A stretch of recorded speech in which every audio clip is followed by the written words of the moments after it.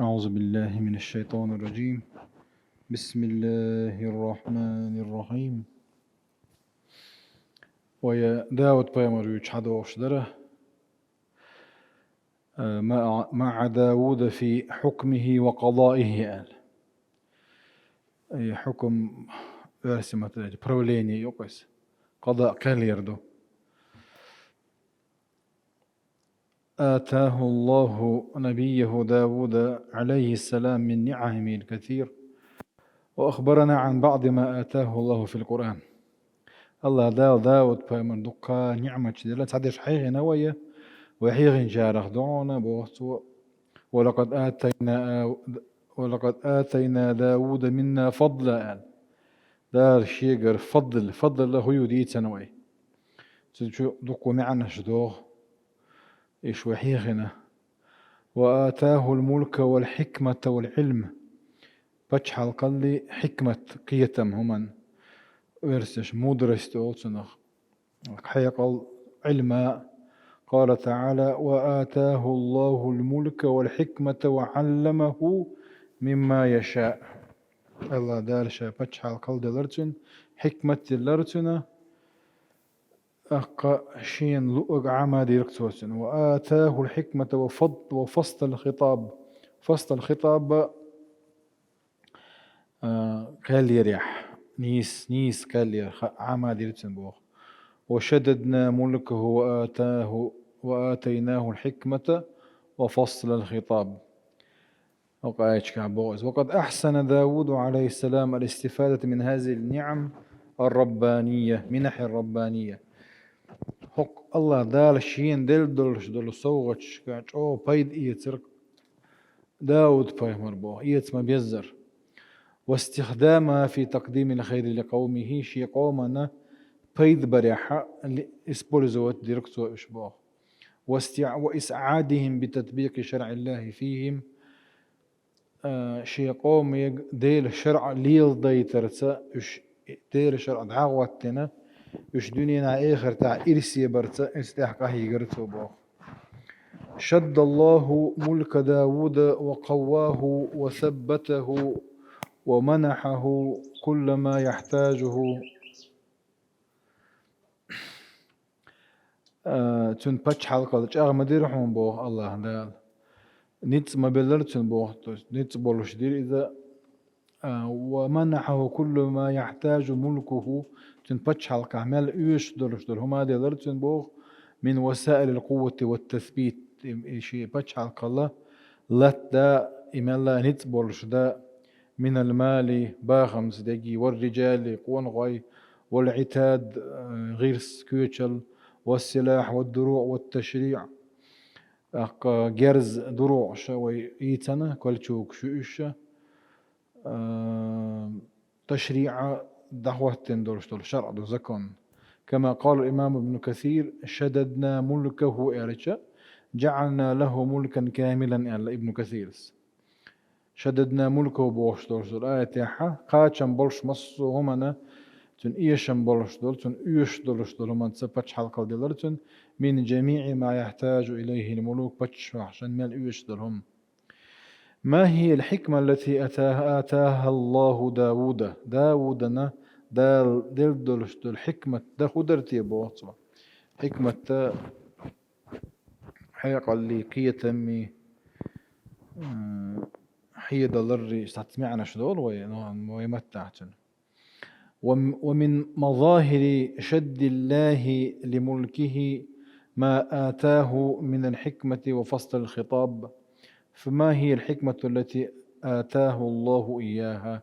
الحكمة وزعلوش لكودو ألشاء علم نيخا أقوى لشتقودو تحقع ألهمش تارخ دعونا مجاهد الحكمة هي الفهم والعقل هي تنمي حيقل لي. والعدل والصواب نيس ويري صواب نيس درجي. وقال قتادة: الحكمة هي كتاب الله واتباع ما فيه. حكمة دال داسن دولش دولجنت جينا زبور جيني تشوح دولشن إتعوى زري. وقال السدي: الحكمة هي النبوة بيغمر الله. وهذه الأقوال الثلاثة متقاربة وهي من الحكمة. شادر دقي جرق دو إشبوغ تعدو عدو عالدوش دات وشادر دقي حكمة تغدو إشبوغ. فنبوة من الحكمة وكتاب الله من الحكمة واتباع وتطبيق ما فيه من الحكمة. نبوة بيغمر اللي دال بيغمر إدواسن دول جيني تعبور قدرت انت إحوى زري إشادر دقي حكمة مدعونة. وأوتي داود عليه السلام الزبورة ومن الله عليه بالشريعة شريعة ولكل جعلنا منكم شرعة ومنهاجا دي زرق ويهور بيغمر يجي شريعة خلا أي زكون هلا تسير دين أصول شكاح تعقل دو تسير مسيري. الزبور دلرتنا شرع دلرتن بو ونتج عن النبوة والشريعة وكتاب الله فهم داود عليه السلام. تطير حبره بوقتن قيتم الله دال ازدال دول اس نعمة تطير حبره بوقتن قيتم وفتنته سن جوز الحيقل وحكمه بالعدل نيس وانسقال للي وقوله بالحق والصواب نيس دك بقدر أورش خلري.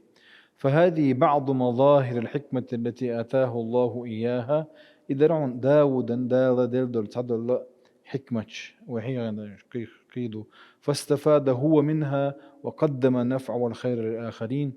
تنخشى بيدا ناخنا إبيد دعكات وشورهون إباه.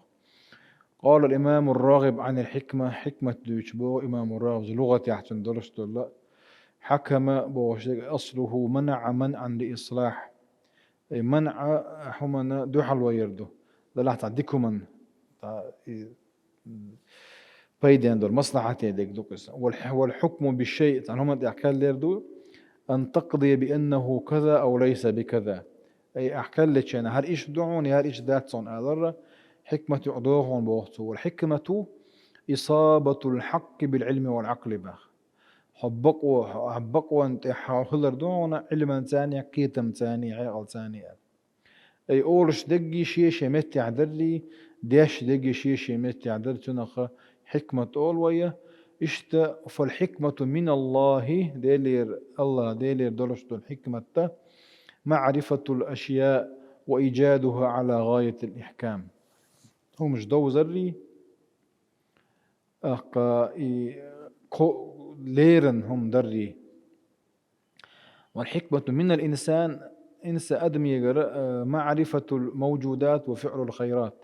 دار قالن هم دو زري وفعل الخيرات ديكنك دري.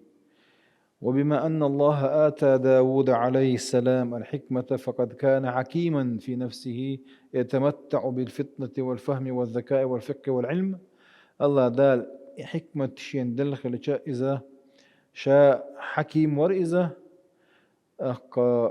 قيتم بولش حيقل دولش فقه إذا قيتم بو علم دولش. وكان حكيما مع قومه شي قوم تسكلت شينح وش أبرولات بشا حكيم ورئذا أي قيتم ونيسيش ويحكم فيهم بالحق بقوان ثاني وأحكال لهالشي. وكان حكمه قضاء يمنع الفساد تو خينح تو يشول شول مس لات بوهم برجرخا ستن بورتو تبارجي تورتو بو ملا نيس نقدر ونك ستن خلر ويحقق الخير والصلاح ناخنا مصلحة دق ناخن دق إذا قوتش دورتو با.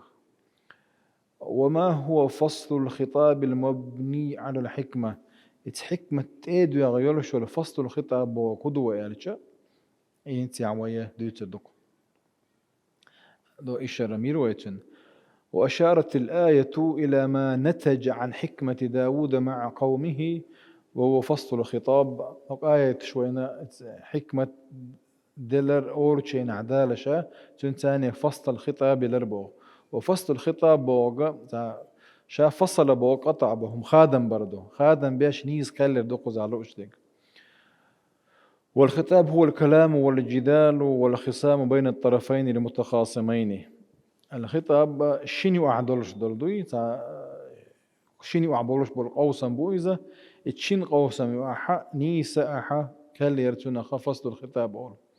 فعندما يختلف رجلان في مسألة تعملخو هما انتحا شنتج خلب وخلج يتخاطبان ويتناقشان ويتنازعان هوشي قميل دوتار يوم أبسوديت دوتار قوسم خلتاري واح سان برت سبوش هو كان شاني يسخيت هو كان شاني يسخيت نيس نجمينو خجو نيس ووت نجمينو خجو خ ديز إذا يقول شوجي يقول شوجي قاضي خلو يشوك تهمت عداودو بيمرو إذا وكل يدعي أنه على الصواب وأن معه البينات والشهود ويذهبان إلى القاضي ليحكم بينهما ويتسأل لك دوز قاضي خده وينظر القاضي في المسألة حوشكس تدي اندولش دولا قضية أوزنا ديلا دوكز تدي اندولش دوخ حاجة رسمة ردوي ثم يصدر حكمه شيء رشيني هاول صوتيجا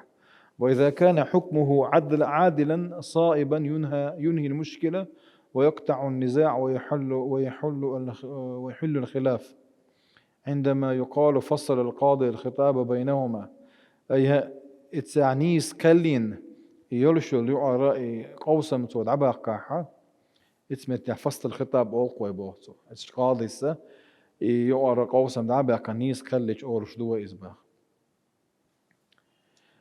راغب الفصل بوغ إبانة أحد الشيئين من الآخر هرهم هر كي غدو مثلا هر دتشكيو هر دتشحون هر كي غدو أنت عشان يوقع قصتن بر أو الرشيشي خوي بلقى ليقر لغة عمي عنده ألا توتن إذا هو قدوش دول ما عنده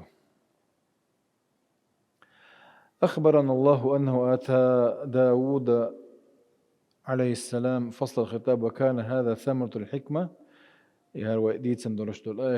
وهذه شهادة من الله لنبيه هر الله يرتوشل داود بايهمن بموهبته في الحكم والقضاء دالة حكم كالير باتش القل دل خلر نيس كاليا حيث كان يحكم بين الناس بشرع الله ديل الشرع ناغني وعكاليا شغلته ويقضي بين المتخاصمين والمتنازعين بالحكمة التي آتاه الله إياها دار شين دل دولشت الحكمة ثاني ناغني وعنيس وانت بولش بولقيسم دعبوقش إلوش كاليا شغلته بوخ وكانت أحكام داود وأقضيته عليه السلام صائبة صحيحة داود بيمرياش يولشولا قال دائما ناني سرحون بوخ كيف لا موخريات سرزة وهو النبي المؤيد من الله تعالى بيمرويزة الله يرى شين غضلش المعصوم إذ غالت غلروي نوئذ بعصمة الله ذا الرورت وكانت أحكامه وقضيته تؤدي إلى فصل الخطاب وقطع الخلاف يوعى بولش بالقوسم دعبوقش ثاني وحقي نيس وان ستسم بيشيرحونا توياشير الشغل قال دائما قال مجاهد والصدي فصل الخطاب هو إصابة القضاء وفهم ذلك فصل الخطاب بوش كال نيس يلي اتنخ عقيد شغل اللي دو الله وكان يساعده في أقضيته وأحكام ابن سليمان عليه السلام دلعت سنة غينش خلا قل يخوشي نجح داود الله فكيتم صوبولشي تنكت سليمان تنغدي شارع خلوئز الإشاء بايما خليه بوغدوك وإذا داود دين ورشنا سلطة حما سليمانو الذي آتاه الله الحكمة والعلم أيضا الله دال حكمة علما دل خلا سليماننا فأضاف حكمته إلى حكمة أبيه تن حكمتي تن دي حكمتي غوشة تيحشى وعلمه إلى علمه تن علم غوشة تيحشى وإذا دعت الحاجة الاستدراك على أبيه في حكمه كان يفعل باخ دال دشي داسين يولشول قيلنا استدراك جمل تقي ودي يشخلتش سليمان بايمرنا شدال اتقي اشخلتش دورتو إباخ سل داود بايمر اتقي أبوغ يتون تقي إريت ونيسة دير بوغ دات إذا بيلقل دوكر دوت يعوى إن شاء الله وكان أبوه يتقبل ذلك برضا أقتن داس دار يزا خضر بو سليمان بايمرينا ينيول شرقي لنتن دار يزي خضر بو داود شي كان ينيول شرقي لقوتش يورتو باخ تارخ مثلا قضية الحرث والغنم في سورة الأنبياء أنبياء سورة شوحاء وينيول هما ينهم بيشا يلا يستغي ينهم يجي خلك ينا بيش تعن خلا يستغي كيشون خلا وتيجا هيش قال خلق ريشين يسوديسكي هيش سليمان بيمر تاع أشي داود بيمر تاع قال لنا دلع سليمان بيمر كنجنا السليمان زينجني سويلش هينت بيلقى دوق كويس أوقو هنا جنيسيات بوغداتشونز أك مودو إز موخر دو إز القيتر ما دايما شيمي هنا جنيز موخر القيتر دو كوين أتدو إز وقد ذكرت لنا مصادرنا الإسلامية نموذجين لحكم داود وقضائه وين شيء مثل دالنا وين دا القرآن شو داود بيمري سليمان بيمري كله شيء نحر برازنا وين دويتا سارق تحردو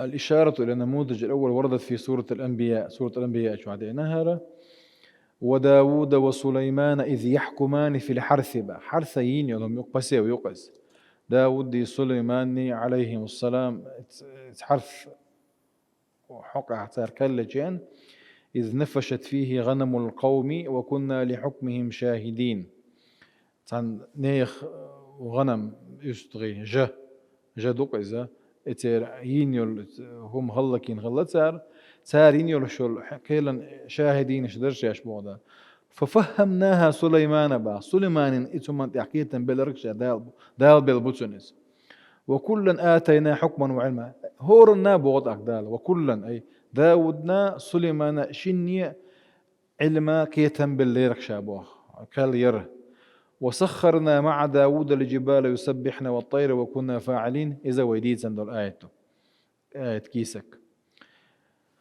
وقبل الحديث عن ذلك بوخو آية تعدق حور دوية قصة يتسليه شو قصة ميوتري وهري تنديرت وردوية تان والخطاب موجه لرسول الله ولكل مؤمن من بعده يدعو الله إلى أن يذكر ويتذكر في هذه الحادثة التي حكم وقضى فيها داود وسليمان عليهم السلام وداود وسليمان بوشان تلحلخر أذكر بوشل فعل خلديز بياخو قوك وقر حلخ يقايقم ويبا مريقا بوئزة تحبو وشارق مصر يتترحم بوشل إذ ظرف زمان للماضي وهو متعلق بالفعل المقدر أي أذكر داود وسليمان وقت حكمهما في الحرث أيتن معا موخل أعدق دايت لحخدي سليمان داود دي تارا اتحرث قوان دعا كل يتشي نحل يحكمان بو يقضيان بين الخصمين حرث يينهم بياش يجي غنم ما جد يجي تارشن وأحبولش بول قيسم ما قوسم ما تاني وأكلش نفشت فيه غنم القوم دخلت غنم لآخرين تلك المزرعة بول نفشت بوش دوش آيات تاعها تبيش دغر بيش ديلر بوغدو فاشتكى إلى داود عليه السلام وطالب إنصافه من صاحب الغنم يبيش يجا داود بمرتبة أنا شنيس ويا لقطه إذن جد هذا أنا شي بيش خلكينا شنيس ويا وقد فرق العلماء بين رعي الماشية بدون راع في الليل ورعيها في النهار ألا تبو العالم ناخا جعووش ديش دولش بوسن ديش نح دينا ديش نح قصدا بنبا فإن رعت في الليل بدون راع قيل نفشت دشع أورش دول دشع باخس بوسن إدلاحة إخوة جعووش نفشت أول عربي مفتاح النفش وإن رعت في النهار دين عدلاح تخوة نجعوج دين عدوكز هملت أول عربي مفتاح نقع سنة بيوسن خلاح نفشت أول هملت دين عول آية يعني نفشت دينا بيوسن خلقت خلي خلا قال النفش لا يكون إلا بالليل والهمل بالنهار يعني قتادة النفش بوشتك بيوسن بيتسخلشنا أما همل النهار دينه بيتغلشون يعني. الله فهم سليمان الدعوة واستدراكه على حكم داود أخبر الله أن المتخاصمين جاء إلى داود الشيء قوسا بك داود بيمرتبه أنا ألدويت وين بوه آية الله ذا ليحكم بينهما في مسألة رعي غنم أحدهما الزرع الآخر ليلا وكان ابنه سليمان عليه السلام حاضر الدعوة كان ليتشين داود بيمر سليمان بيمر قول لي أخلا ويبدو أن داود عليه السلام حكم في هذه الدعوة حقوش سورتاحة داود بامر كالينا. ولما علم ابنه سليمان بحكمه استدرك عليه ترين يرشل قيلنا اتيخق سليمانس عليه السلام. وقد أثنى الله على سليمان في حكمه دال حستنا إيسوتيا ففهمناها سليمان كيتن بلركشا سليمان ولها في فهمناها بوشتك تعود إلى القضية والدعوة المعروضة. فهمناها بوشتك حن كيتن بلا تين كيتن بلا إلشا داود بيامن أي أن يرشل جداد أنا بتن بيش خلك إن يرشل قضيتي إديلا دوي تن حق عدل يربوت سويس تلتحا وكلا آتينا حكما وعلما هورنا كيتمي حكم دلير شابو قال يري علما دلير شابو لأن داود عند حكم وعلم من الله عنده حكم وحكم وعلم من الله أي داود بيما ديقع الله ديلير علمادو وسليمان عنده حكم وعلم من الله سليمان بيما ديقع إشتا ديلير دوئس. فحكم داود في القضية بما آتاه الله من حكم وعلم دال شين دل درس علما ثاني قلنا داود. ثم حكم فيها سليمان بما آتاه الله من حكم وعلم تلتح سليمان بيمراي نئس دال شين دل درس علما ثاني. فجاء حكم داود فيها صوابا لكن كان حكم سليمان أكثر صوابا بقى. داود بيمرين يرشل قال نيسرهم بوتو طلع سليمان استغل تقر لقى قيني يزدرهم بوتو هندرز نيس هند شيء بيمر هو شيء زاد له وي بيمر محمد بيمر صلى الله عليه وسلم سنت تشيء بين كلش تا إرس حق خلقس كل ينشين ألفين نيس وينشين وعال بيمر هو الله تيرشنج شو شيء شنو تاع مت جوز بولش وقل طول تنبو ألتو تون هو كل مجشة ألتو شين خيز شون ثاني هذا باي مرسينيور شو القاز باي كلا شين خيز شون ثاني ما يي النيس سخلاحة ونيغ حق وقودي إحا للا باي مرس حكال نيس سين بوقداتس سو كيف برداود باي مرشين حخز دولشتول شين تقل دولشتولو من ثاني قال لينا للا سليمان باي مرة كي تتو خقز سندير وقو نيسين وقو نيسين كي قلد لهم دات سويتيجا. فالآية لم تخطئ داود في حكمه آية داود غلط ولا سأل حكما قاح وإنما أثنت عليه لما عنده من حكم وعلم دلح نأبرت حسنك إزدال شو قاعد درست العلم إنساني. وروايته لابن عباس عن حكم داود وسليمان في القضية هل يشروا إن شاء الله.